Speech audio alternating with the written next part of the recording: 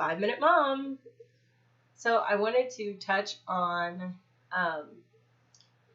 if you haven't watched the video I posted, I'm going to share it again in the description. I say posted because it's left over from other social media stuff, but I'm going to share a link for this video of a German psychologist, so it's subtitled because he's speaking German, talking about COVID and the effect psychologically COVID and the lockdowns and everything that goes with that has had on the world.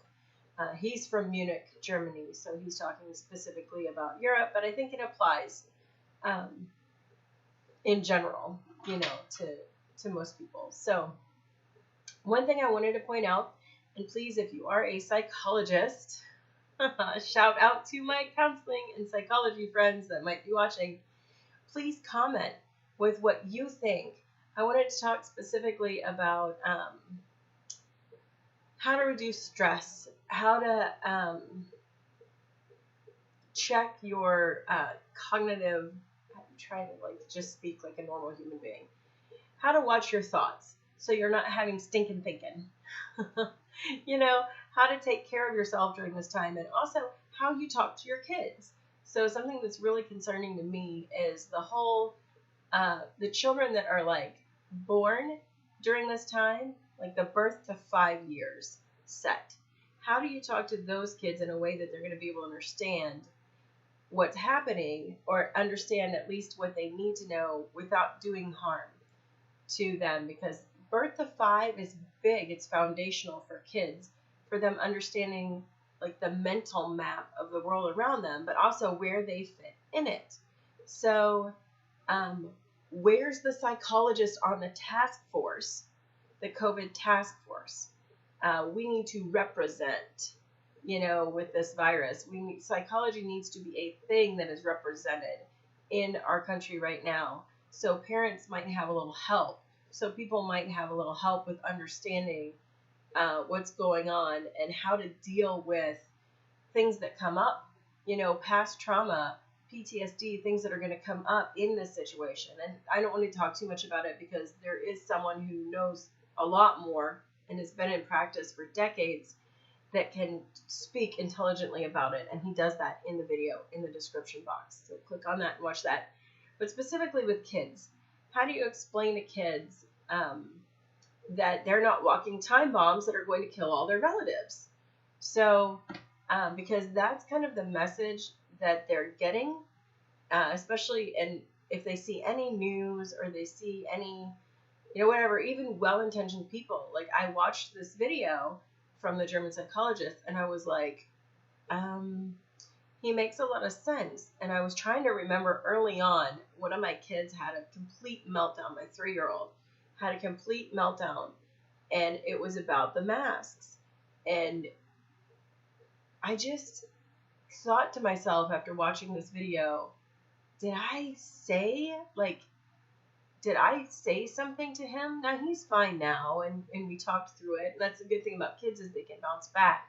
But a repeated message that puts them mentally in a state where they're thinking, I could do something that could, cause the death of another human being, a loved one, because sometimes that's kind of how the mask discussion goes, is we wear the mask because we might be sick. You might be sick and not know it, honey. And if you're sick and you don't know it, you could end up giving a disease to grandma, and that would kill her. And you wouldn't want to do something that would make grandma die. Now, none of you all are smart, and I'm pretty smart too. So, chances are none of us would say it exactly like that. But it doesn't need to be said exactly like that. In fact, it doesn't even need to be said directly to the child. They can overhear it. They can, children, they say it, you've heard it, children are sponges. So how do you talk to your kids about it? If they're wearing a mask, if they're not wearing a mask, how do you talk to them about the reality? So I'm going to tell you quickly what I've said, but I would love to hear from you on how you talk to your kids about this, because again, birth to 5, they're not going to understand adult concepts. So any of you that are teachers, also how you talk about this in your classroom, I'm curious about that. So what I say to my kids is, first of all, viruses are part of life. Disease is part of our life on this earth. That's how it is. We lost all, the promises of health and everything, eternal life. That was lost in the Garden of Eden. So now we have to deal with things like disease and sickness, and we get sick. But our bodies are actually built to overcome illness. We have an immune system. We are strong and healthy. This is what I want that youngest age to understand, is that God designed our bodies to handle it and to have fighter cells. And I don't go into a lot of detail with it. I just say God made us to be able to handle this, first of all. Second of all, healthy people don't make other people sick. So our bodies are designed to handle this. Healthy people don't make other people sick. When we are sick, we stay home. When we have fevers, throwing up, if we have symptoms that, that show we might be going to get sick soon, then we stay home. So this is how I talk to my kids. I'd love to hear how you talk to yours. The other thing that we have had to discuss, because we just have had to, because it's come up, is that, and also I have older kids, so younger kids and older kids together. The younger kids are going to hear some of the stuff that I probably wouldn't normally talk to them about. So we have had to talk more about death. And yes, Grandma and Grandpa might not be around us as much because they're older, and we're learning that this disease affects them differently and could be dangerous. So they might have to kind of stay away from people for a little bit until we have a better idea of what's going on. Now, sometimes people get sick. When we have our cold and flu season, sometimes older people get sick and they die. Their bodies don't fight it off as well for different reasons. But this also is part of God's plan. Death is part of God's plan. And that's something to talk to your kids about too. However you talk to them about that, So whatever your beliefs are with that, personally, as you all know, because you all know me, I am Catholic, and I believe in heaven, and I believe that death is not an end. Our soul goes on. Eventually our body and soul will be united, all of that.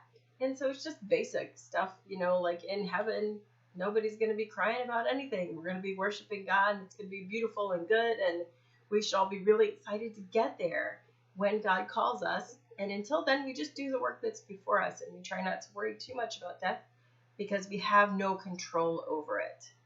We don't get to choose that moment. That's not our right to choose life and death. So anyway, so that's it. I'm going to let you go because I'm an 8-minute mom. And it's a long video from that German psychologist, but I think it's worth watching. And please, in the comments, tell me how you have talked to your kids about this. I know some of you watching have your kids wear masks, and I know some of you watching don't have your kids wear masks. I would love to hear from all of you. How do you explain it to your little kids, especially the 5 and under set? So that's it. Have a great day. Good measure. God bless you. Good measure. Packed down and flowing over.